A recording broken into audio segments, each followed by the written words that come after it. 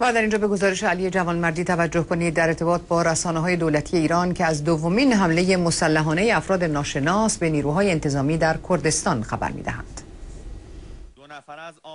در حالی که مقامات دولتی هر بار نیروهای مخالف و معمولاً پژاک حزب حیات آزاد کردستان را عامل حملات مسلحانه به نیروهای انتظامی می‌دانند، عبدالرحمن حاجی احمدی رئیس پژاک نه تنها هر گونه حمله به نیروهای انتظامی توسط شبه نظامیان سازمانش را رد کرده، بلکه این سوء قصدهای تروریستی را سناریوی خود وزارت اطلاعات جمهوری اسلامی توصیف می‌کند. اتهامی که سایر احزاب کرد مخالف جمهوری اسلامی هم کما بیش مطرح کردند.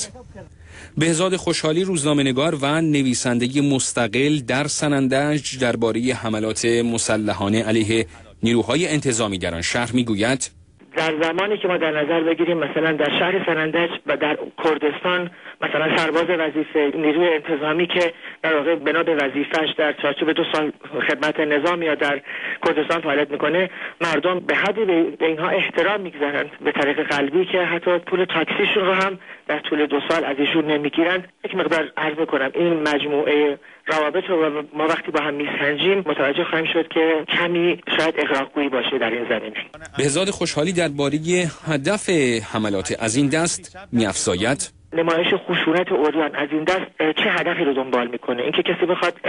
گروهی یا گروه‌های یا به هر حال یک ساختاری بخواد مشروعیت بخشی ذهنی بده به کنش خشونت‌آمیز، در واقع تلاش کنه برای اینکه موجه کنه تولید هدایت کنترل از طریق قدرت خشونت رو، یک ترس مهیبی رو بر جامعه استیلا بده، ذهنیت جمعی مردم رو به خشونت عادت بده، حس نفرت نسبت به یکدیگر رو در مردم تقویت بکنه، نهادینه‌سازی تثبیت سیمای خشونت در کردستان اساساً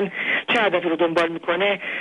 مهمترین هدف ایجاد یک هراس عمومی به منظور سازماندهی مجدد قدرت نزد کسانی باشه که کردستان رو آرام نمیخوان. از طرف دیگر موضوعی که باز هم مشکل ایجاد میکنه در نقطه مقابل این قضیه شایعه پراکنی در مورد آغاز مجدد اعدام ها هستش، از جمله که مثلا شیخ و معرفی رو میخوان در اول اردیبهشت ماه اعدام بکنن. این در حالی است که یک هفته پیش و پس از آیین نوروزی ساکنین شهرستان مرزی نوسود در استان کرمانشاه که به تجمع اعتراضی و سر دادن شعار علیه دولت ایران ختم شد، نیروهای انتظامی به سوی معترضین و شعار دهندگان تیراندازی کردند و در نتیجه جوان 22 ساله‌ای به نام پورمند مدحت‌نیا تنها فرزند خانواده کشته و 3 تن با نام‌های لقمان آذری، هیوا محمدی و شورش صالح نیا زخمی شدند.